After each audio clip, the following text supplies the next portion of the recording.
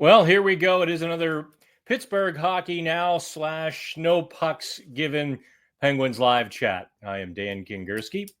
Here's how this works, rather. Uh, this show is kind of driven by you. I'm going to touch on several topics here during the live chat. Obviously, most pressing for the Penguins, the health and the immediate outlook of Sidney Crosby. Not so great, quite frankly. I think the Penguins are, I think Crosby is really trying to play for the team because he knows just what's at stake over the next couple of games, especially. So he's really trying. I don't think it went very well Thursday at the UPMC Lemieux complex. But Dave Molinari has practice while I avoided the weather and got to New York City, or at least that's my excuse, the reason I came to New York City a day early. We'll talk about the playoffs, the realities, the realistic sort of situation. We're not going to spend too much time on the realistic situation because I think you know exactly what that is. And we'll get into the NHL trade market. There's been a little bit of fallout from the Pettersson and O'Connor deal, largely because I'm a little surprised Vegas was in on Drew O'Connor. They I guess, were a more serious player than we realized. And Elliot Friedman reporting in his 32 Thoughts, I think it was yesterday, that Vancouver essentially wrestled O'Connor away. Vancouver wrestled O'Connor away from Vegas, which kind of puts that first round draft pick into more context. Maybe it wasn't an overpay on the part of Vancouver, like a lot of people were saying. All right, so you can tell I'm in the hotel room. Let me see if I can share the screen here. Here's the view if I pulled up the shades. Unfortunately, the way the light's coming in, you can't really see it. Let's see, can I? No, I don't, darn. I've got a pretty cool view of what's behind me. Anywho, I will be sharing the screen as we kind of go through the show. I didn't have a lot of time. I checked in and I realized they let me check in like 1:45. I'm like, cool. I have time for a live chat. So that's what we're doing here. Let's get into the Sidney Crosby news. He tried to practice a lot of tip drills, went over to the other ice sheet with, a few other players. A lot of passing, some wrist shots, but not kind of full force. He wasn't letting rip, according to Dave Molinari. That's probably your first sign that he's got a little bit of a wrist elbow issue. I love the clickbait sites on Facebook. Devils defender vicious shot on Sidney Crosby. Literally, that was a headline. It's like, give me a break. A couple defenders kind of came together on Crosby, and that was it.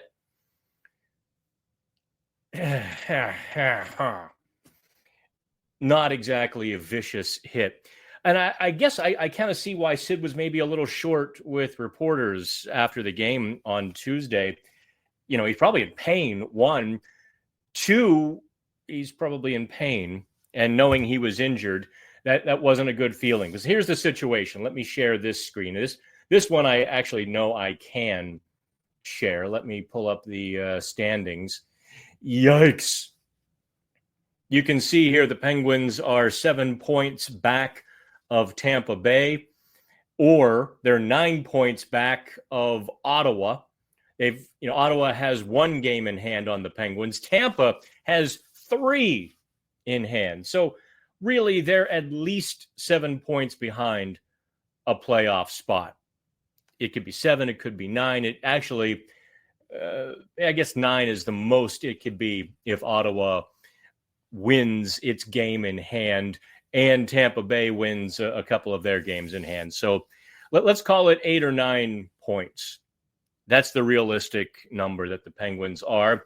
And they've got, 27 games to go, which means, let's do the math here, kids, 54 points available, 9 points back.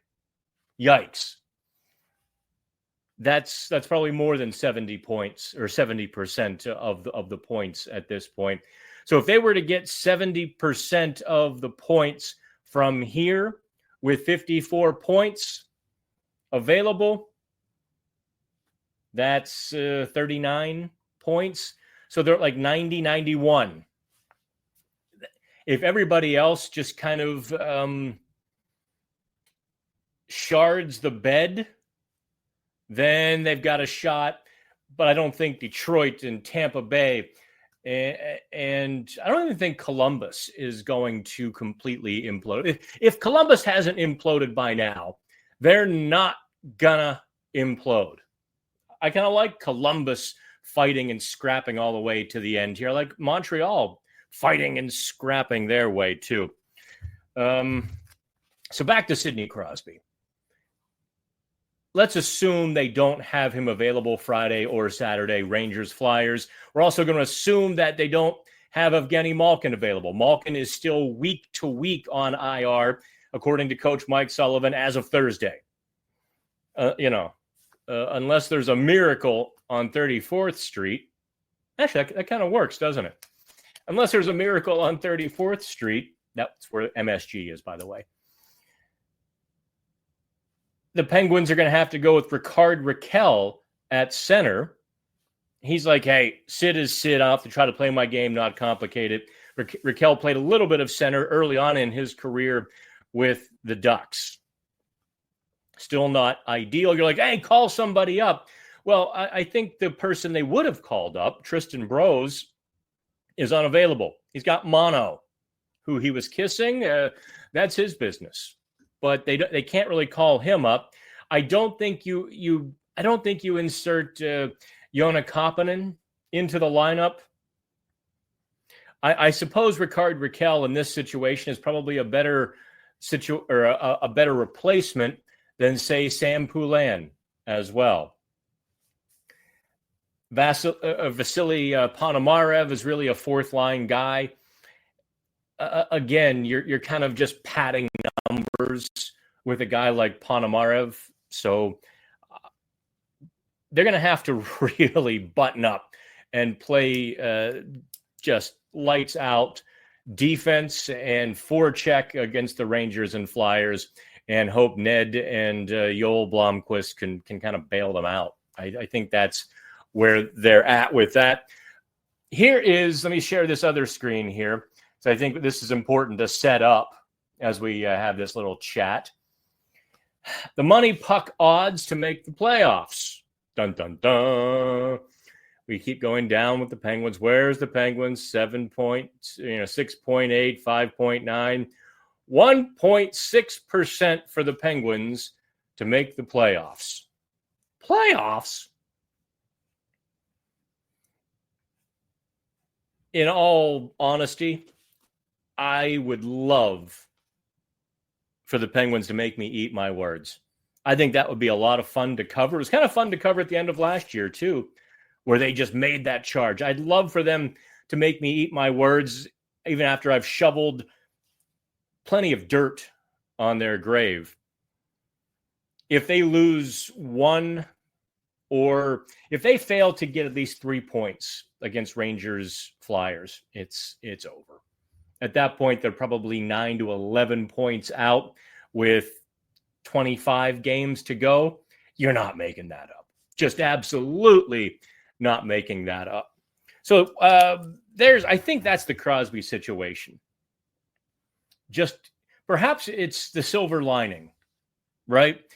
This is going to make Kyle Dubas's job easier if the team understands that they had some bad luck. They're not going to be in the playoff race. Well, they have that to hang their hat on, where it doesn't become this mortally wounding sort of thing like it did last year. Let's go to Brendan. Have you talked about the MP trade in video form yet? If not, could I touch on it today? Love hearing your thoughts on these types of things. Well, no, I haven't, Brendan. You're also welcome to try the print version. I understand we're in America. I understand that if it's not 90 seconds on TikTok or one of the Instagram quickie feeds where someone basically regurgitates whatever I wrote. I understand that. Just read, man. I went through like in great detail the ins and the outs, so much more than I probably would talk about. But we'll start with Pettersson and O'Connor. My initial reaction was, wow, it was nice to be on the other side of a Jim Rutherford overpay for once. Having learned what we've learned over the last couple of days, that Vegas and Edmonton were seriously, were very interested in O'Connor. I think that makes what Vancouver gave up pretty solid. I think it puts it in more context. It's not so much of an overpay. I like the fact that the Penguins got Desharnais. I think he's been solid. It's not a coincidence that other teams have had trouble scoring against the Penguins since Desharnais arrived. If he can keep Alex Nedeljkovic or, Blomqvist's eyes clear, more so than the other two pairings, that's a bit of a break for the goaltender, isn't it? Danton Heinen is what he is. He's kind of a, Danton Heinen is a poor man's top sixer. So right now the Penguins are certainly in need of that sort of plug and play into the lineup. The big thing here, Brendan, about the trade, obviously, is that first round pick. Now, it's not just a first round pick. The Rangers, unfortunately, won again on Wednesday night. They beat the Bruins. The Bruins just kind of imploded, essentially, just down the street. Here is how do I put this? You're essentially rooting for the Rangers to lose, but not too much. You either want the Rangers to be in that 14, 15, kind of range because the pick is a top 13 protected, or you want the Rangers to completely collapse so that the pick punts to 2026. And you'll probably get a better player at 20 or 25 in 26 than you would at 15 in 2025. So did I say that right? You'll get a better pick at 2025 next year than you would at 15 this year. At least that's kind of my take on what the draftniks are saying. Can you hear the sirens? It is New York City, after all.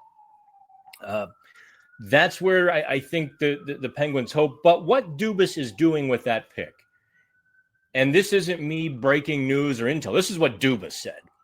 Because they have that extra first-round pick, now they can enter additional trade conversations. My immediate thought went to the guys in Buffalo.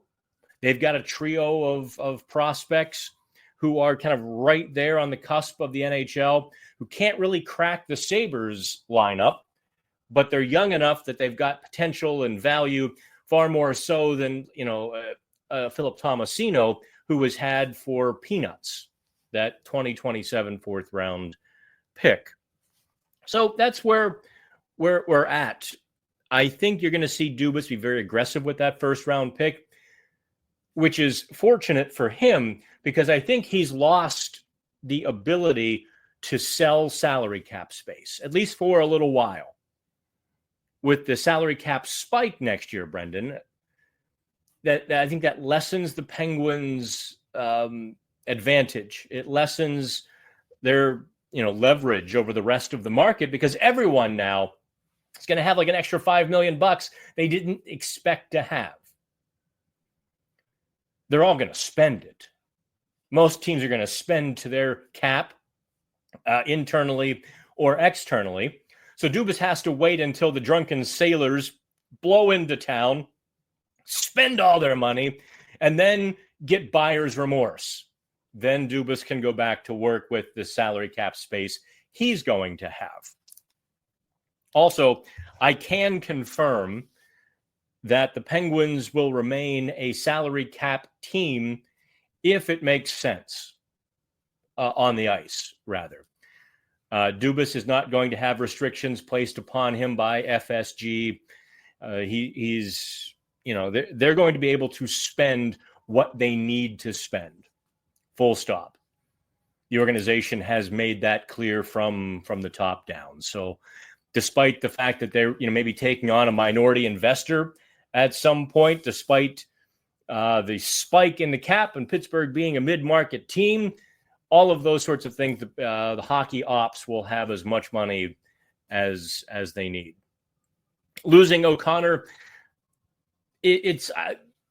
I like Drew very much. He clearly was not having a very good year in Pittsburgh. I think he's a natural center. I think Mike Sullivan erred by not just dropping him in the middle and letting things fall where they may, let him get better at faceoffs, bring Matt Cullen in, have Matt Cullen live at his house for a week, whatever, get him better at faceoffs. I liked O'Connor. I think it was mid to late November on that Canadian trip. I recall, I think he played center in Winnipeg, in Winnipeg against Winnipeg. I think that was part of that stretch where O'Connor played in the middle. I could be wrong. Might have been in December. I've covered all 54, 55 games at this point. I have no idea. Some days where I'm at. With Pettersson, you lose your reliable, your steady guy.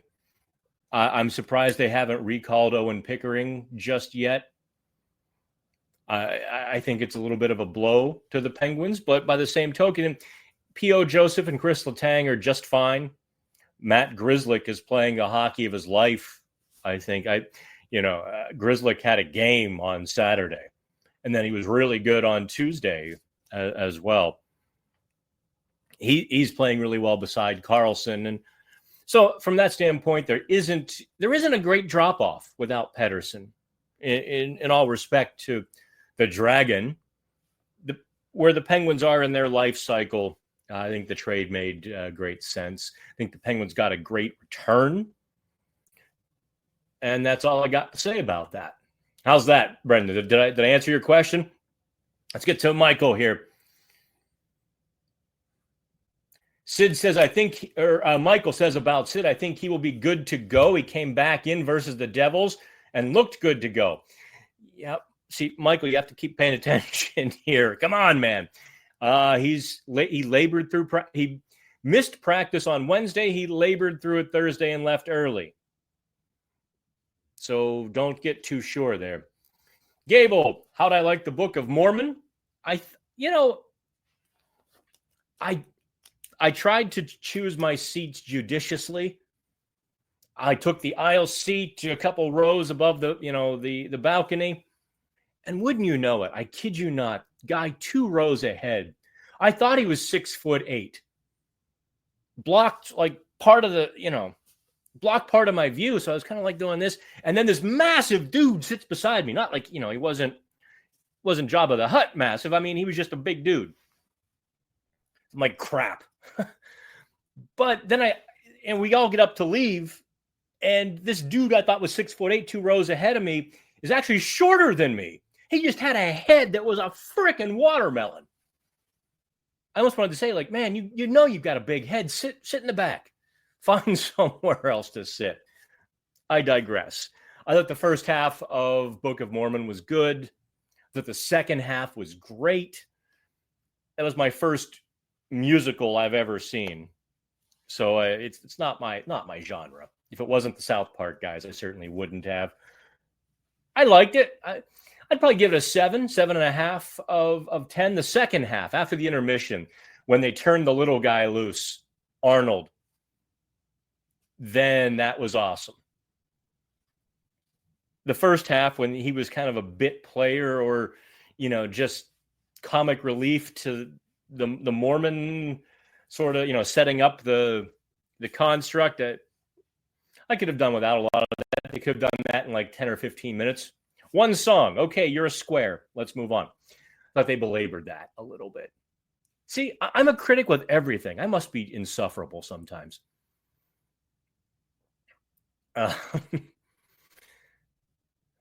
Let's go to Sonny. Can we attach the extra first-round pick to Jari or Graves to move either of their contracts? Yes, you certainly could. Do you want to, though? Not really. I think they're getting some value out of Graves. At least he's at least serviceable, right? So you want to hang on to that as long as you can. There's nothing wrong with sending him to the minors at some point if his game regresses again. Otherwise, no, I don't. I don't think you do that. Jari, that's a tough one. You're going to be stuck with that Jari contract. I think what happens with that first round pick, though, is it gets traded for a young player. I don't think the Penguins are going to spend to the cap over the next couple of seasons in order to be competitive. I think they'll spend to the cap, if they do, to acquire more assets. They will acquire more salary dumps that come with draft picks, or prospects, or what have you. I don't think you spend an asset that you don't have to spend. I think they can. I think they can do it. I'm getting all kinds of texts now. There'll be a pretty good story. My Chicago Hockey Now guy just talked to Connor Bedard about the comments from Bissonnette last night. That'll be on Chicago Hockey Now here pretty soon. So this is what my day is like. Meeting at 10 a.m., phone blowing up all day, this or that. Let's see. That's a lot of teams to jump, says Jennifer, meaning the playoff race. Yeah, that's why the odds are 1.6. Yeah, that's Mr. Dorfman, head of the Delta Pledge class. No, wait. 1.6 was... Oh, Robert Hoover, Mr. Hoover, 1.6, head of the Delta grade point average. Yes, I loved Animal House. Michael Amends saying, I think he'll miss Friday but play Saturday. Listen, unless they put Sid in a hyperbolic chamber and he magically heals, he's hurt. He's gritting through it. He's gaming it. But if Sid plays out there one-armed and everyone knows he's one-armed, you're going to see the Rangers and Flyers just pound on him. And it's not happening. You have to, discretion being the better part of valor. Big Joe, I hope all is well. I know they said the top 7 is good in this draft. Will you do any picks you might like to see soon? Oh, well, I do. Okay, well, I start doing mock drafts if the Penguins keep sinking. I will not do a mock draft myself. I will, however, bring in experts to help me out. I think that's what Pittsburgh Hockey Now is best at. We've got a big enough Rolodex where I can pick up the phone and have some people help us. And let's be honest, the last couple or few years, I've had some pretty good help from scouts, and not the Penguin scouts, but amateur scouts, and even some scouts within hockey who traverse the juniors pretty well, that have informed us. In fact, one of our scouts a couple of years ago was screaming, they need to take Lane Hootson. Look, this is the kid. Scout was right. But I will certainly be getting into draft content, Big Joe, without question. I've got a 2-week break here coming up beginning this weekend. Oh, believe me, I will be licking that peanut butter jar dry or clean. Either way. And if you've never seen a grown man lick a peanut butter jar, well, you're probably better off. Let's go with that regular dude. 1.6. There is hope, I say tongue-in-cheek. It was down to like 0.9% last year. 1.62% last year. I kid you not. So they got him where they want him. I actually just made coffee in the hotel room here. So let's see here. Gable back. If Sid wants to be Obi-Wan, as it seems he does, perhaps an extended stint on IR is the best way for him to acquire a Luke. This year's draft Draft has a big drop off after the top 4. Yeah, somewhere in that top 10, there is a cliff. The cliffs of Dover. And you need a giant to scale them. If you get that reference. Lars Nielsen, in my opinion, not so humble, I guess. There's no H in there. In my opinion, says Lars, the best thing that can happen with the New York Rangers pick is for the Pens to keep it and the Rangers to finish under the top 13 this year. It's actually 13, not 12, Lars. But yeah, then really stink in 26. Never count out the Rangers to disappoint the fan base. I think that is exactly right. If the Penguins can somehow get a top 15 pick in 26, they're going to be happy. Do me a favor, like and subscribe. Those of you watching this live stream. Let me grab my coffee here. My throat's getting a little dry.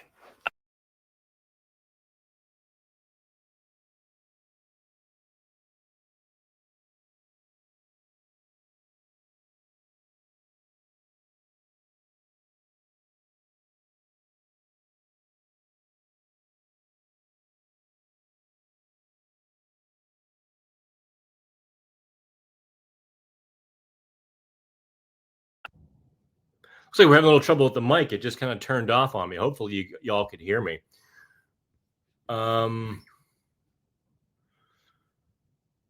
Okay, no one's yelling about the microphone, so we're good there. Let me get back to the questions. Okay, Jake Bacon. What's up, Dan? What's up, Bacon? Since there was no call-up, is that an indication that Sid's injury isn't significant? Well, 1, it's only 2 o'clock on Thursday. 2, Wilkes-Barre is an hour and a half away. 3, I think Sid is being evaluated. 4, there really isn't anybody to call up. Would you call up Ponomarev or Poulin and plug them into the bottom of the lineup and kind of move your fourth line up one and move your second line up one? I don't know. I think Dubas and Sullivan will have a real conversation about that this weekend or today, rather. And just kind of say, okay, will one of these guys help us, or will keeping our fourth line together and keeping our third line together and second line, will that help us? It's an honest question. I know a lot of you would want to see Ponomarev, especially in the lineup. I'd like to see I want to see Poulin just get angry. I want to see him snap out of whatever this block is when he gets to the NHL and he becomes a different player. He becomes very antiseptic. He becomes slow in the NHL. He's not a great skater to begin with, but he becomes a vanilla player at the NHL level. And I want to see him just throw caution to the wind and say, damn it, let's go. Put a couple people through the glass. I want to see him lock down the defensive zone. I want to see him play his best hockey at the NHL level. I'd love to see that. I don't think we've seen it. He's had opportunities and he's receded to not making mistakes rather than trying to succeed. And no, that's not Mike Sullivan's fault. Cameron, at this point in the season, I don't see the logic in calling up one of the up-and-coming kids in the system. Let them continue to build together and hopefully make a good playoff run. Dubas did allude to that last Saturday. It's kind of funny you mentioned that, Cameron. In fact, let me see if I can. I'm probably tired of looking at my face. Let's pull up Kyle. Let's pull up Kyle's face. Where is it? But Dubas actually said pretty much exactly here. Well, that's Dave Molinari's column. Then they get back. But what Dubas said was they're not going to call up somebody for kind of a weekend vacation. There we go.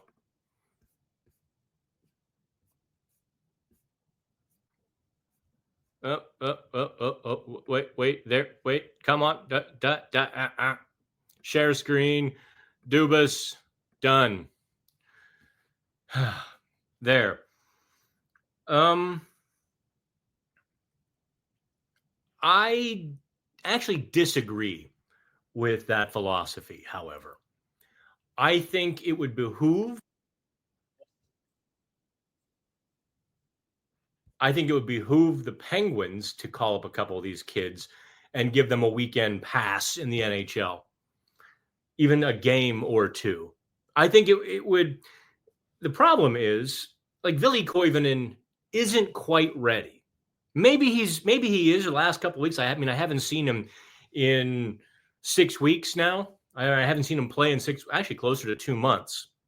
So I can't say he's not ready. I can say he wasn't ready a couple of months ago. Tristan Brose has mono. So I think the players you'd want to call up for that little cup of coffee, just to maybe spur their development, aren't necessarily available.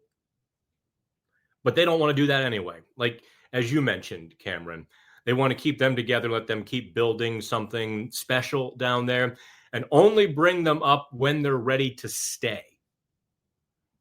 It's a valid philosophy.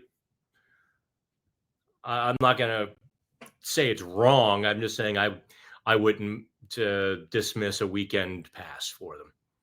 Connor, I root for the Rangers to lose already. I know a lot of you do. Regular dudes coming back. Is it fair to suggest that Desharnais serves as a good complement to Ryan Graves? Seems like he does, given his physical tools. Maybe Graves can better play to his own skill set. I don't know. Graves' skill set is interesting. It's not what everyone thought it was. He's supposed to be a big stay-at-home guy with a bit of jam in his game and certainly taking away a lot of the offensive zone because he's got a wingspan like a condor. However, it hasn't worked out that way on the whole in his time in Pittsburgh. On paper, absolutely not, dude. On paper, Desharnais and Graves are too homogenous to play at the same time. But yet some sort of synchronicity is happening, at least in the first couple of games with Graves and Desharnais, that they've been a pretty good pairing. Go figure. I think we need several games to see the breakout numbers, kind of the offensive change of possessions, those sorts of things. They've kept goals out of the net, but are they being buried in the defensive zone with no hope of turning it around? That's going to be how that pairing is judged.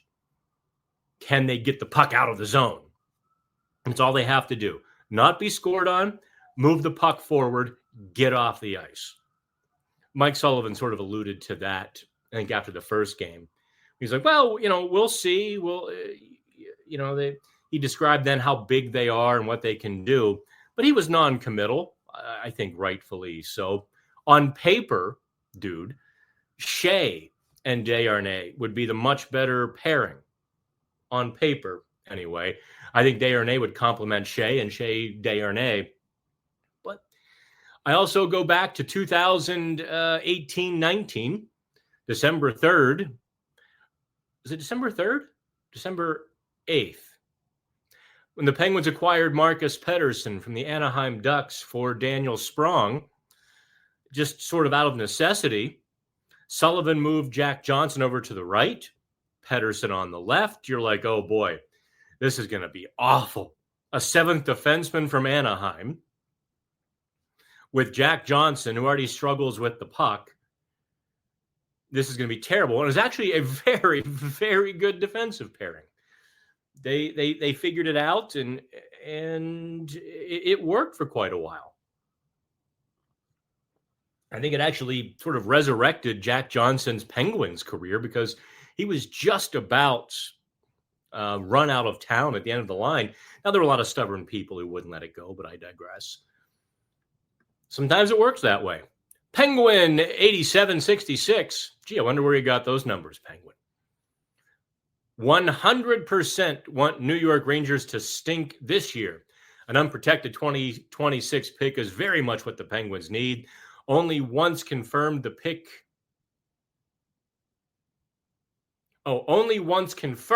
the pick is 2025 should they think about trading it. I think that's fair. They've got plenty of time.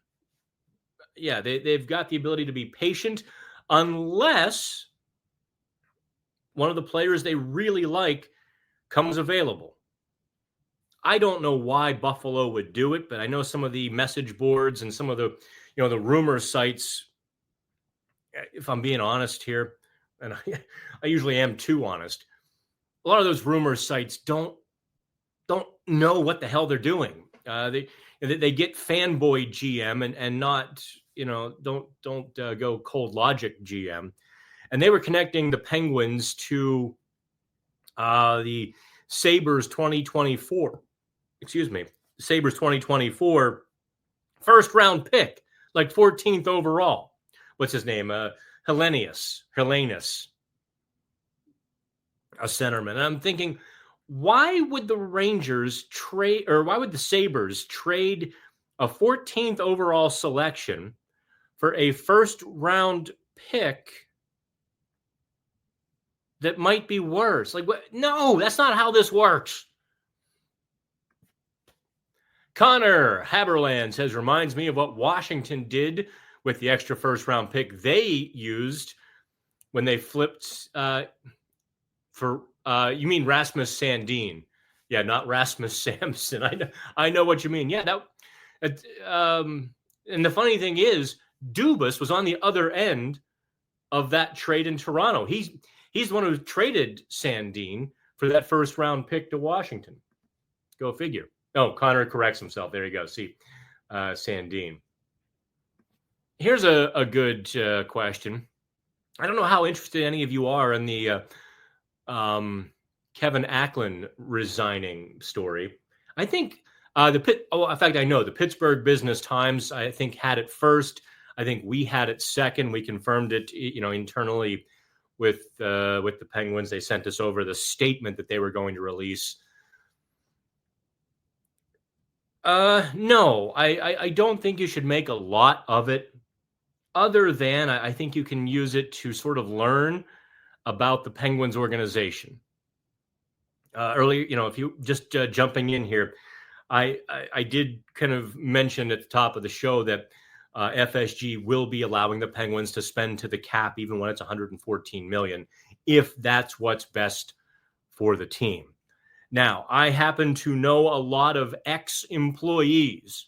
Over the last 2 years, FSG has not been gentle in reshaping the front office top to bottom. Also realize, 3 years now, they've gone through 2 presidents. It was no surprise when David Morehouse left. Morehouse was a Mario guy, or Mario and Burkle guy.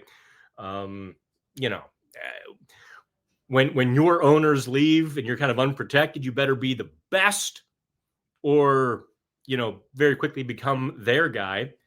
And Morehouse, realized he wasn't becoming their guy, took the exit, is with the Steelers now.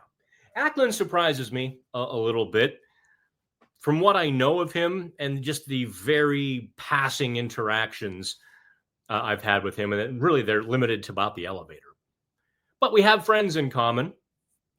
So, friends and ex-employees and just, Pittsburgh is a small town. People talk. And I'm sort of giving you all the background here to give you this answer so that you don't misconstrue it. FSG has a very certain way they run their business. It's kind of, in a sense, it's a little bit Bob Nutting, where they watch every penny like a hawk. What makes FSG very different is that FSG isn't afraid to lose $1 today if it makes them $1.50 tomorrow or increases their value tomorrow. FSG does it right. Bob Nutting does it way wrong. But it can also be a little bit, I imagine it can be tedious or burdensome when you're the top guy dealing with FSG literally every day. Okay, yesterday we spent $10,000 on this or $15,000 on that. And they're like, oh, well, could you have spent 12 on that? And that sort of constant. I also wonder, I don't know, if because FSG is basically a hedge fund, right? If it's not as much fun to be a president of business, for FSG as it might have been to be the same position, to be the president under Mario, where you've got a lot of power. I would imagine so. I imagine Mario ran the place like a family business. And sometimes that gives you more freedom than working for Wall Street. But in terms of trouble, no, there's no trouble in the Penguins organization. This is, I think, the natural evolution and flow of things. Long answer, probably longer than you were expecting, wasn't it? Flux CC. Oh, is that flux capacitor? Is that what CC stands for? I'm gonna need some cough drops after this. Geez, we've already done 41 minutes. If we end up losing one or both of these next couple of games and fall 10 plus points out of a playoff spot, does that trigger Dubas to be even more aggressive at this trade deadline? I don't know if that is possible. What I mean by that, Flux, I don't know if Dubas wasn't going to be level 10 aggressive at this trade deadline. I think there's a possibility. I think they should consider holding on to Rickard Rakell long term. He's cheap, tremendous production, fits in perfectly. You can't abandon Sidney Crosby. You just can't. He's committed at a lower than market value. And I think you owe him a little bit. So what that means to me is you consider keeping Rickard Rakell unless you get a certain bounty. And a certain bounty is more than a late first round pick. That doesn't do it for me. That might be what Rakell is worth on the open market. And you're saying, well, Dan, take it. I don't think a 25th overall pick, 30th overall pick for Rickard Rakell, I don't think that makes your organization better in the next 5 years. It might never make your organization better because those picks are notoriously unreliable about making an impact in the NHL. See also Sam Poulin. And I don't mean to downgrade Owen Pickering in any way. He was 21st overall. So if he's a 4-6 defenseman, would you trade an average top 4 defenseman, a pretty good third pairing defenseman? I think that's Pickering's role, second, third pairing guy. Of course, that kid surprised me already. Maybe he does develop into a top pairing guy. He's just, he absorbs things like a sponge. There's a lot to like and praise about him. But let's say he's kind of, middle of the road there. Would you trade Owen Pickering for Rickard Rakell? Put it in those terms, you might say no. You hang on to Rakell for another couple of years and then trade him with 1 year remaining on his contract, or heck, you might even just keep Crosby, Rakell, and Rust together and build around those 3 guys. Why not?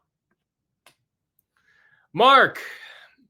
Hi, Dan. Appreciate all the hard work this year. A couple of questions. I'll separate them in the chat. First one is, what are your thoughts on Acklin resigning? Okay, I guess I already got to that. What does it mean for the Penguins? It really doesn't mean anything for the Penguins. I'm starting to hear some rumblings about Sportsnet 360. There are a lot of challenges with these regional sports networks. They are not, they were unprofitable to begin with. And my gut says that FSG is getting a rude awakening on some of the tactics they've brought to 360 that worked very well at Nesson, or they expected to have more success off the bat. 360 has this website that's, just giant aggregation. They've got, these young writers, I assume they're based in Boston, just cranking out content. Boom, boom, boom, boom. And the World Wide Web, in terms of getting your news out there, is dramatically different today than it was a year ago. Ask me. I'll tell you all about it. And so I'm not going to help FSG in this regard unless they pay me a good bit of money. I've said this about the newspapers as well. If one of these newspapers or FSG would pay me to consult, it would take me 2 days. In fact, it might even take me, an afternoon to show them what they're doing, what they should be doing, what they could be doing, and what they should not be doing. For these legacy media companies, what they should not be doing is typically what they are doing. And we're going to leave it at that. These companies leave millions on the table. No joke. Because they're just, we put the games on, we sell advertising. That's how we make money, right? FSG is smart enough to have a website attached. I'm not going to help them any more than that. I'm going to stop right there. I suspect that FSG will be just fine. They've got plenty of money. The Penguins bring in plenty of money. It's in a couple of years where I think we're going to see the effects, and we're going to find out FSG's pain tolerance. Perhaps even next year when the season tickets go down. Be Malkin's last year, and Letang seems to be gliding towards the end as well. We'll see what season tickets are like next year, and then we're going to find out exactly what FSG is made of. Right now, it's still kind of easy, I think. That answered that question. Let's go to John. Never count Sid out. And can you see a world where Jari is moved either at the trade deadline or this summer? Otherwise, would one assume a buyout? Well, the LA Kings found a buyer for Cal Peterson. And he had probably a similar terrible contract to Tristan Jari, and he wasn't as good. So if LA can find a way to unload Peterson there, I suppose anything is possible, especially with the spike in the salary cap. If the Penguins ate 50%, here, let me do this trade math for you. Let me see if I can pull up a picture of Jari. So you're looking at Jari and not my mug. There we go. All right, we'll get Jari crouched. That's the one we'll use. Share screen. More on Jari's future. Ta-da! Here, stare at Tristan Jari. Follow me on this math, and I think a GM would figure this out pretty quickly. Let's say the Penguins, instead of buying out Tristan Jari, and I've done the math, obviously it would be 6 years. The final 3 years would be a $797 penalty. That's nothing. Less than $1 million with $100 million salary cap. Yeah, that's kind of peanuts for 3 years. And they could get away with that. Let's talk about trading him. If the Penguins eat 50% this summer for 3 years, that's let's call it 2.7 for a nice round number. It's a little bit less than 2.7. If a GM were to trade for Jari at 2.7 and say, wow, this is absolutely not working, and they send him to the AHL, let's say Edmonton, where actually would kind of make great sense. Edmonton would be one of the places that might consider this. And Jari doesn't work in Edmonton. So now they're stuck with Jari at 2.7 for 3 years, right? Wrong. If they send him down to the AHL, they send him through waivers like the Penguins did. They get to stash in the coming years about $1.5 million. So now this goaltender you took a chance on, it's only costing you $1.2 million a year. Would some team take that gamble for 3 years at $1.2 million on your cap? I could see a desperate team doing it if Tristan Jarry plays well at the AHL level. He's got to do that. I think he's off to a pretty good start, but he's got to keep his attitude up. He's got to, stop pucks. I think the Penguins would love to do that. And then if some other team bought him out in a year, the Penguins get hit with a 4-year penalty of half. So possible. If Cody Glass, actually, maybe Kevin Hayes is a better example. If Kevin Hayes netted the Penguins a second-round pick to eat 2 years of $3.5 million, then 3 years of $2.7 million probably cost the Penguins a second-round pick too. Rough numbers. We're in that ballpark. That would be the market rate. Have I kind of answered the question? The buyout would cost $3 million next year, so they would save $2.5 million next year. Again, I'm using rough numbers. I'm doing this off the top of my head. In 2 years, it would cost them $5 million, so they'd only save like $700,000. In 3 years, it would cost them about $4 million, so they'd only save about $1.7. And then the following 3 years would be $797,000. So it really would be a 3-year buyout. John Powell, great show as always, Dan. Oh, thank you, man. I appreciate all you do with the Pens coverage. Thank you. I mean, I'm humbled by that. I got a note from somebody in the Penguins organization this morning too, kind of saying how much they appreciated what I do for Penguins fans, and I was just blown away by that. I'm getting more compliments now that I'm taking a day. I didn't quite take a full day off. I'm doing this. I wrote this morning. I've been working meetings and stuff here in New York. But the less I write, the more people like me. Rob, Dan, can you rank your pizzas 1 through 3? Did I get to John's on Bleecker Street? No, I haven't gotten to John's. Real easy. My favorite pizza here in New York City is Little Italy Pizza. They've got numerous locations through Manhattan. You don't have to go all the way down to Little Italy. What Little Italy Pizza does, in fact, there's one just up from MSG. It's on 8th and call it 41st, 42nd Street. They kind of do like Bella Notte in the Strip District, where they have a bit of cornmeal on the bottom of their crust. And oh, it's so good. That's my favorite. I will get to John's on Bleecker Street. There's a lot of same pizza. Like there's Bravo just down from MSG, which I think it's on 30th and 8th. No. Sorry. Bravo is 30th and 7th. Can you tell I like pizza? I know. Oh, no, 30th and 7th.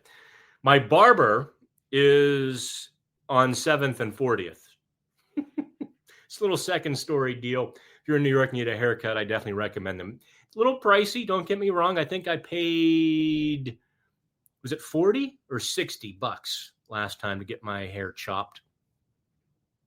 But well worth it. He actually takes his time and does it right. No, he's a barber, not, like the national chains. And a lot of those women don't really know how to cut a guy's hair, but I don't really have time to go find a barber when I'm on the road. So, you pull up the app and you go to one of these little places that is national chain, and you just keep it simple. When you don't have much hair, you do what you can. Okay. Gable, the GOVP. Rumor has it that the Avs are looking to move on from Casey Middlestat. Any chance Dubas will be interested? That's interesting choice of words, Gable. The Avs would like to improve upon Casey Middlestat. I don't know that they're going to move on from him until the offseason, until they find something better. Would Dubas be interested? What is Middlestat, 24 now? 25 even? I suppose I can look it up. Let's do that together, kids. Here we go. Casey. And we'll go to Puckpedia so we can look at his contract all at the same time. Dun, dun, dun. Let's share the screen. There's Casey Middlestat, Puckpedia. Oh, he's 26 now. First year of a 3-year deal with a 5.75 cap hit. Woo, that's a little spicy, if you ask me. Let's check the bottom line stats this year. 32 points, 55 games. That kind of stinks for a second-line center on that talented of a team. His Corsi, 7.7% below team average. Yuck. Goals, I'm sorry, that's goals for. He's only at 46%. Yikes. That's terrible. His Corsi is 5% below team average. 26, I would say pass. Unless you get paid to take him. I don't think Middlestat would be in that realm where someone gets paid to take him. But at $5.75 million for 2 more years after this one, geez, maybe. And if you get paid to take him, abso-friggin-lutely. But I wouldn't spend assets. I don't think, if you can't, he's had Buffalo, he's had Colorado. Alexander Popel, or is that Popeil? Help me, Mr. Popeil. Sorry, that's like an 80s reference. Ron Popeil was Billy Mays before Billy Mays. In the 80s, the pocket fisherman, the spray-on hair, all those crazy things. Those were Ron Popeil inventions. Weird Al did a song about it. Help me, Mr. Popeil. Anyway, Alexander Popel. What do you think about Ville Koivunen and Emil Bemstrom? Both have good stats at Wilkes-Barre. Koivunen, to me, when I saw him in December, look, I wanted to write good things about him. To me, he was playing on the perimeter too much. To me, he wasn't asserting himself with his skills yet. I kind of felt like he was a part of the game, but still too much in the background, still adjusting, still thinking in early December. Obviously, he's exploded since then, right?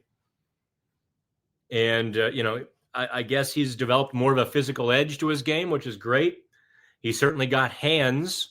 That is obvious. You can see just he can stick handle in a shoebox. He's that kind of guy. I think he's probably getting pretty close. You don't put up the goals and the numbers he's put up in the last month, at 21 years old without having some skill and talent, especially without their top line center, Bros, who's out. So what do I think of him? People have told me when he finally puts it all together, he's going to be really good. I have no reason to doubt the people who have told me that. I can only tell you what I've seen so far, and, there were still some puzzle pieces missing. Sounds like he's adding those pieces. Emil Bemstrom, boy, that's a tough one. I absolutely was blown away by what I saw in December from Bemstrom. He was an animal on the puck, between the dots, letting it rip. He skates pretty well. He was kind of a man amongst boys. Unfortunately, Bemstrom seems to play that way in the AHL. He's an animal in the a mouse in the NHL. Is he young enough to put, to get over that? Yes. Would I give him another shot? Yes. It would not be a long shot. It would not be a month. It would be a week, maybe 2 weeks. with the very stated direction. You need to do X, Y, and Z, and you need to do it now, or you're never getting another shot. Period. Perhaps this is why I'm not an NHL GM. I would say brusque things like that and just walk out of the room. Try to motivate somebody a little bit. I think Bemstrom is probably deserving of a chance somewhere. You might see Bemstrom be a throw-in in one of these, a deal at the trade deadline, just doing right by the player. If the Penguins aren't sold on him, maybe somebody else is. Very much like the Alex Nylander for Emil Bemstrom trade. Or both teams just didn't want their guy anymore and said, here, try it elsewhere. Mark Malvivi is back again as we approach the post-Sid era. The Pens have had the next one since 1984 with Mario, and then Jagr, and then Crosby. With the current farm and where the Pens will be drafting in the future, what current NHL team would best compare to the future Pens? How about 25 others? I mean, the Penguins are about to enter the other side. How the other half lives. They're about to go over to the other side of the fence with everybody else, just trying to scrape by with a decent number one center and a good team, and you hope to put enough good pieces together to be really competitive. That's where the Penguins are headed. It will be a superstar-less team unless they get lucky. It happens. JR, what's your magic get in the playoffs number for the Penguins this year? 92 points? ? No, I think it's 95, which is why I think the Penguins are out. I think it's going to take a real, these other teams, there's too many other teams. There's too much mediocrity. Even if a couple or a few teams collapse as they did last year, there's still enough other teams that are going to pick up those points because you're playing other Eastern Conference teams. If a few teams suck, that means they're giving points away to the other teams. 95, I think, is a fair number. 94, 96. It's entirely possible. Look at Tampa Bay. Tampa Bay could be on pace for like 98 points. It might take that many, which would mean the Penguins have to get like 80%. 80% of 44. Yeah. For the Penguins to get to like 98 points, they'd need 80% of the remaining points available. That would be that would be impressive. Michael says, can we see Graves getting sent down? Maybe Pickering called up. Why did we send Pickering down again? He was fantastic with the Pens. Pickering was fantastic. His game was trending down. The NHL grind was beginning to wear on the rookie a little bit. He had a couple of bad games. And rather than leave him to languish, kind of on the downward trend, I think the Penguins stepped in wisely, I might add. I had no problem with the Penguins making the move when they did. There's no bigger critic of Owen Pickering than Owen Pickering. So I think from that standpoint, they headed off a situation that maybe would have done some harm in the near future. Send him back down, let him absorb the lessons that he learned. He's a really cerebral player. Let him implement those things. Let him work. Let him have some fun. Let him have some fun with that young and hungry group down there. Win some more games, and then come on back up with a running start when it makes sense. Could they send Graves down? I don't know why you would. He's been, for the most part, serviceable. You'd only send Ryan Graves down to the AHL if he becomes your eighth defenseman. And you realize that he's playing as well as he can play and he's eighth, then you send him down. If he's playing in your top six and he's playing serviceably, it's a long contract. You don't want to send him down. That's kind of a last resort. Who do I think gets traded? 72-24, said Hut. Oh, sorry. What would it take for you to trade 67? What would blow you away? I think to trade Rickard Rakell, I want a number one and a good prospect. Then I trade him. Anything below that, I'm keeping him. Yeah, I think it's entirely possible. And I think it's possible Beauvillier gets traded. Although for his cost and what he's meant to the team, I mean, is he worth...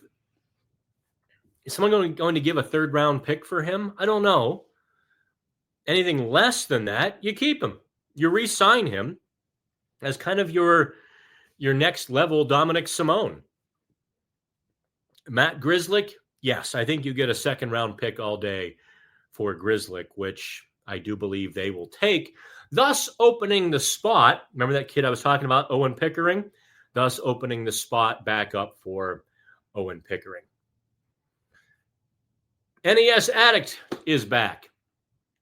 Chances Sid skips 4 Nations.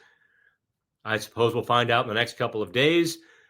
I would say 50-50. JR, do I see Emil Bemstrom in Pittsburgh once again? Is he likely put in a... Yeah, he's going to be put in a package. That's my guess. And, oh, geez, JR. Here's JR's trade proposal. If you can't see this, you're listening to the podcast later. Let's say Pittsburgh, the New York Rangers first-round pick. So the Rangers first-round pick, Emil Bemstrom, Sam Poulin, and Matt Nieto for Dylan Cousins. Why would Buffalo do that again? What, is there any other bad players you want to toss in that mix, JR? Maybe Ryan Shea you want to put in there? Like you want to just add all the players you don't want. And yeah, trade them for... You're killing me. To answer your question, JR, no.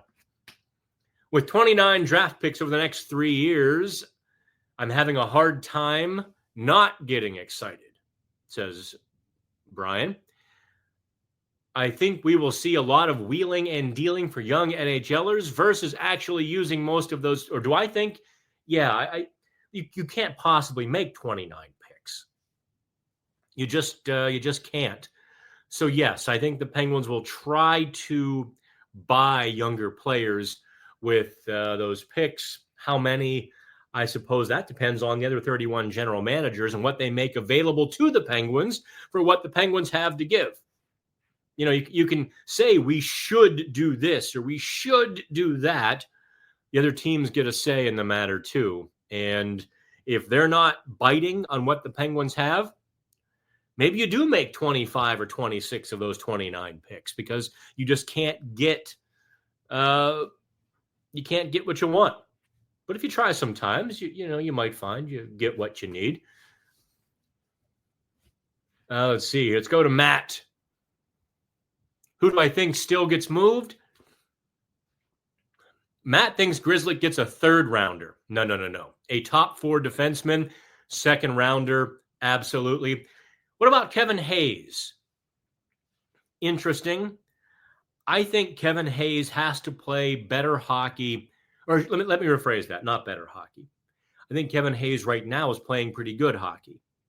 I think he has to continue playing this level of good hockey for longer period of time. How's that?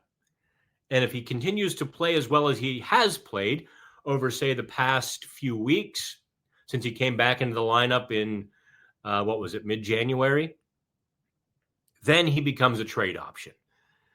Until then, he's the guy that St. Louis dumped in a salary dump. Matt thinks Rakell and Rust get us a first plus some. Well, Brian Rust has trade protection until July 1st. And if you're only getting a first for Rickard Rakell, no deal. Not taking it. I'll take a mid-round first pick for Rakell. And even then, I'd hesitate, to be honest. I think Rakell makes the team much better. I think Raquel allows the team to be competitive. And you're saying, but Dan, they have to tank. They have to lose. No, they don't. And they don't want to. If a competitive team produces or is better for a prospect to plug them in, prospects plugged into competitive teams do better than prospects plugged into bad teams, empty teams. So they have to keep a few players. I'm not saying Ricard Raquel will be kept. I'm saying they should consider it unless their price is way up here is met. Cam is back. What are the chances we see the Pens move on from Sully this offseason? Slim to none. I think Sullivan's actually done his best coaching this season. His best coaching since 2016. And I know you're all bored of him and the caricature created, oh, he won't play young players. He hates toughness. Those are sitcom tropes that bear little resemblance to the reality. There just haven't been any young players for the Penguins to play. Look at this year. Tomasino, Pickering. How many guys in their mid-20s? A handful. Sullivan's played them all. But because he plays Matt Nieto over Jesse Puljujärvi, you all, or I shouldn't say you all, a lot of you go nuts and lose your marbles and don't look at the big picture. And unless the Penguins absolutely implode and have a mutiny, Sullivan is back. Josh, how would you rate how Blomqvist has done since becoming the backup? Well, he's only played one game, so I'm not gonna rate that. Blomqvist was good in his one start, but Nedeljkovic has just commanded that net. Nedeljkovic has taken that net and said, okay, boys, let's go. And I think Sullivan loves that. He's rewarding that. The rotten egg. Any word? I love spell check. I assume spell check got you, rotten egg. It says, any word on Filipino Larson coming back from injury and make an NHL debut? You mean Philip Larson? No, that's not going to happen. You're not going to send Nedeljkovic down. You're not going to send Blomqvist down anytime soon to bring up Larson. Larson is 25, 26. Don't forget, he's older. He's going to have to kick the door down. In addition to getting a little bit lucky with some injuries or some opportunities that are unforeseen. Michael says you were going to eat your words. I assume you mean about the playoffs. I'd love to. I would love to cover a playoff run. K-Man, I'm really shocked that Sullivan is still coaching the Penguins. Look at the Detroit Red Wings. New coach equals winning games now. Do me a favor, K-Man. I want you to go into your toolbox. I want you to find the smallest hammer you've got. I want you to twirl it around in your hands a couple times. I want you to clean it all nice up and shiny. Get yourself a good cloth. I want that thing to shine. I want the handle to catch the light and really just present well. I want you to twirl that hammer a couple times in your hand and smack yourself with it. Yes, because that's why the Red Wings are winning. Because there's a new coach, and new coach means wins. Not the fact that they hired a much better coach. Not the fact that they had the wrong coach, found the right one. That has nothing to do with it. New coach means wins. Some of y'all, I appreciate you stopping by, man. That stuff just, it kills me because I deal with it all day long. And every reply, oh, it's Sullivan's fault. And I think y'all saw on the road trip, Sullivan and I are not buddies. Not even close, right? But I still hold the line between truth and fiction. When Mike Sullivan is not the right coach, and I've said this 100 times, there are criticisms of Sullivan. Some are significant. But, let's fire the coach because the new coach will bring wins. If that were the case, you'd fire your coach 3 times a season. You'd fire your coach every year and a half. Oh, we're kind of slumping. Fire the coach. The logic train on that, they wouldn't bother building tracks. Okay, Brian, I like the plan of acquiring picks and youngsters. How hamstrung do bad contracts thwart that mission? To me, those bad contracts are Jari, Graves, Carlson, or no different from what every other team goes through. Or is it, the Penguins are a little bit unique in so much as they've got multiple long contracts that they don't like, signed basically on the same day. In fact, they were signed on the same day, Graves and Jari. It was July 1st, 2023 will not go down as a banner day in, Kyle Dubas's GMing career. That is for sure. Carlson's playing really good. He's playing really well over the last couple of months. So is he worth $10.5 million or $10 million? To the Penguins? No. To a team like Dallas now that's going to be without Heiskanen? I'm just saying. I don't think Carlson is an unmovable albatross. Like you seem to lump him in with Graves and Jari. I wouldn't do that. The Penguins won't get what they paid. They won't get a first and a second round pick. But, then again, maybe they will.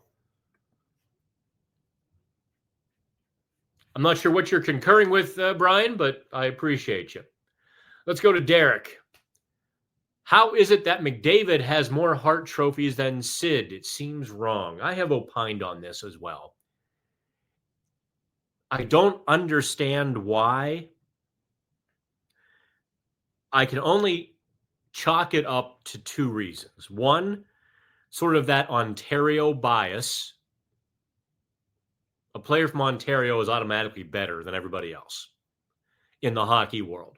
Oh, he's a Toronto, GTA native. Yeah, he knows how to play hockey. We can joke about this with colleagues, but it's 100% true. And McDavid is, from the GTA. Sid is from out in the boonies, right? Sid's from Halifax. Halifax doesn't produce hockey players. Nova Scotia doesn't have great players. They don't have a hockey culture tradition.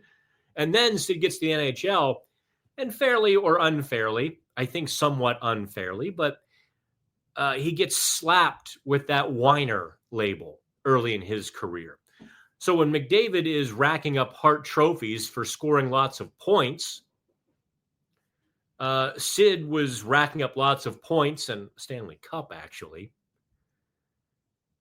but not getting recognized because there were still enough of that old guard who were like, nah, I'm not voting for Sid. So that's really why. Seems wrong? Abso-friggin-lutely. Also, don't forget, Sid basically missed 2 years in the middle of his prime.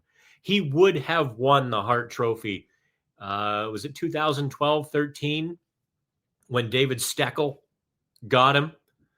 Accidentally, of course. And he missed a year and a half, basically, 2 prime years of his career. That could have been 2 Hart Trophies right there. Alexander. Oh, it says, pronounce my name Popel. Okay. Let's go to Matt. Something like, lots of names there, Matt. Tough to get into that on a live chat. Michael says it seems like Dubas has focused on the AHL team this year, and the NHL team has hung out to dry. the AHL team is doing well and the NHL team gets improvements. I think you're looking at this kind of the wrong way, Michael. He's not focused on the AHL team leaving the NHL team out to dry. He's focused on the future, and it starts with the AHL team. So he's not just adding players to Wilkes-Barre. He's adding future players to the Penguins. We're trying to. Tyson, when does Sullivan get fired? Surely, if we were finally dedicated to a rebuild, retool, I don't think anyone believes he's the guy. The only thing he's done well in the last 5 years is make us suck this year. Well, Tyson, you are correct that no, that's not true. The people who believe Mike Sullivan is the right person get paychecks from the Penguins. The people who believe Sullivan is the right guy, a smart guy, a good hockey coach, are the ones who make decisions. And this is not a Mike Tomlin thing where everybody from the outside is criticizing Tomlin like people around the game are criticizing Mike Tomlin. That's not happening in hockey. And I feel like I've explained till I'm blue in the face these systemic changes Sullivan has made, especially this year, to try to make the Penguins more competitive. I feel like I've explained till I'm blue in the face that the locker room largely is in lockstep and very much on board with Mike Sullivan. I feel like Mike Sullivan's strategy, his philosophy, very much fits the Penguins roster. If you're saying, well, it's about speed, they're not fast anymore, I would say you're not paying attention to the thousands of words I've written about the Penguins system and how it's evolved to a puck possession, down low, old man strength sort of system. They're not playing on the rush. They're not playing the speed game anymore. So what has Sullivan done well in the last 5 years? A lot. I think there were a couple of years. Last year especially, when team and player were just not doing well. I don't think Sullivan was in sync with what his team was. I don't think the team was in sync with what the team was. And I thought there were some problems that needed to be sorted out that weren't for months. So, yeah, but this year, Sullivan's probably done his second best coaching job since 2016 this year. I think actually the thing Mike Sullivan could do would be to pick up, to elevate some of the mid-card guys a little better. I think he's done well with the young players. I think he's done well with the core of the team. Maybe some of the guys in the middle get lost a little. Let's see. Let's go to Georgia. I am going to wrap this up here. I recently canceled my subscription. Well, geez, Georgia. I'm rethinking it. May I email you as to the reason and my thinking? You may find it all nonsense, but it's important to me. Sure, you can certainly email. I might not give you the answer you want. I'm a pretty honest sort in that sense. That regular dude, Sid's injuries began in 2000. Oh, that was, 11, the Winter Classic. Listen, I watched that 100 times. I was there. I still don't think it was completely accidental. Yeah, Cliff says this is one of the few teams who actually have lost to the San Jose Sharks this year. That game especially. In fact, was that the game after which I wrote, it's over? Stick a fork in the Penguins, shovel the dirt on the grave, all of that? I think so, because that was just brutal. They had a bunch of scoring chances, yada, yada, yada, and they lost to San Jose. I think that's when I kind of kicked them pretty good. Let's see here. That is the end of the questions. I've done almost an hour and a half. Let's see if I can pull this off. Here, just hang with me 1 second. Let's see if I can show you what I'm working with. I got this hotel room for like $130 a night in Manhattan. I'm on 28th Street, so you can almost see Madison Square Garden over my shoulder. I love this city.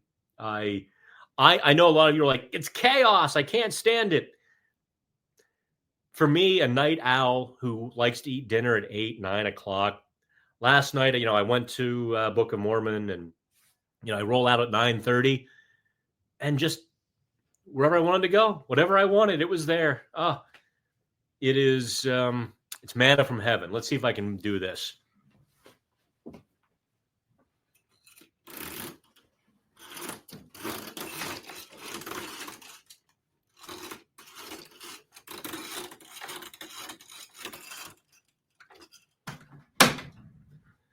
Anyway, so that wraps it up. That is no pucks given. That is the Penguins live chat. I appreciate you all. Do me a favor. Give me the likes. Give me the shares. And give me hell where applicable. It's been a blast. We'll do this again. Hopefully, actually, yeah, we can do it next week because there's no games. I won't be on the road. If I go anywhere next week, it'll be purely for me. Kind of like yesterday. Oh, wait, Brian has one question. I'm going to answer this one quick. Greatest goal in Penguins history, Mario in Game 1 of the 91 finals, Jágr in the 92 final, Game 1 against the Hawks. Oh, boy. In terms of importance, Mario's goal in 91, Penguins were down, 3-1, 5-3? He splits the two defenders, turns Casey inside out. That was far more important than 92 because Minnesota was winning that game when Mario went, end to end through everybody. And it was important because, A, the Penguins were behind, but also it told the rest of the team, hey, guys, I got this. And the Penguins just kind of steamrolled Minnesota from there.